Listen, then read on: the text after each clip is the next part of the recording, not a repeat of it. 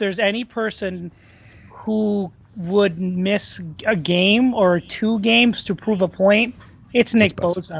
He doesn't care about money. He's not like Fred Warner. He's not like George Kittle. He was the 2nd pick in the draft. He has money.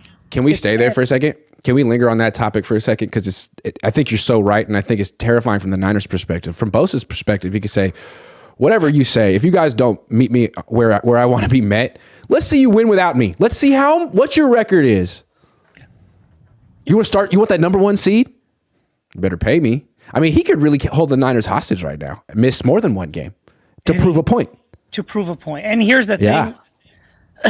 Chris Jones on the other side of Kansas City. The other thing that I think people could be missing is that it could be the guarantees that are the holdup. Nick could be like, I want X amount guaranteed. And Parag has been really good about not making guaranteed money. Right. And it's going to be interesting. Bet on yourself. Bet on yourself, right? He's that guy. No. I'm not bet on myself. No. Did you see what happened to J.J. Watt when he turned 27? No. His whole body exploded. No, I'm not doing that. Correct.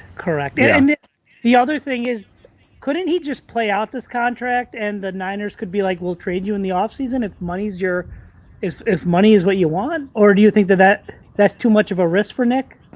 It's possible. I mean, the guarantees, though, it seems like the more high profile players are asking for more guaranteed money, and it's not going to be that long before someone like him asks for a fully guaranteed contract or damn near it. So good luck.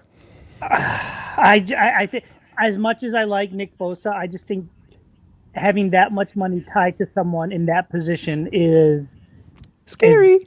It's scary. And look at his brother. Correct. Look at his brother. He's 2 years older than Nick and did nothing last year. 2.5 sacks. Nothing. Scary. Nothing. The one thing I'll say is that this whole entire 6 or 7 year journey, I think the Niners has been caught in the middle. They've never really fully committed to a rebuild versus being a contender. And I think once they jumped that year in 2019, I think they've tried to kind of skip steps. And I think they should have just, looking back upon it, they should have just bit the bullet and just found their quarterback. And I feel like they would have been better. Now they're playing with borrowed time, which Brock Purdy may give them a few more years, but he may not. Yeah, it'll be interesting to see what happens. True. The way they protect their quarterbacks, it could be Sam Darnold. They just never went all in. Quicker. They never went all in, and they traded those 1st round picks for Trey, where they could have gotten the players, and they would have been fine. Or they could have traded Trey, done the rebuild, and they would have been better. They would have been what the Steelers are this year, an up and coming team that everyone's picking to do well. Yep, absolutely. I mean, really, if they believe in this core as much as they say they do, they could have just stuck with Jimmy, given him Micah Parsons and whatever else, Tristan Wirfs, whatever else, and won. But they didn't do that. Yeah, you're right. They kind of were like caught halfway in, halfway out. Yeah. They were doing the hokey pokey and they turned themselves around, but they didn't win the Super Bowl, which is what it's all about. It's on them.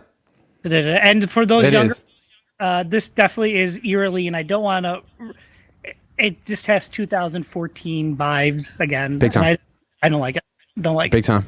it. Don't like it. See you, man.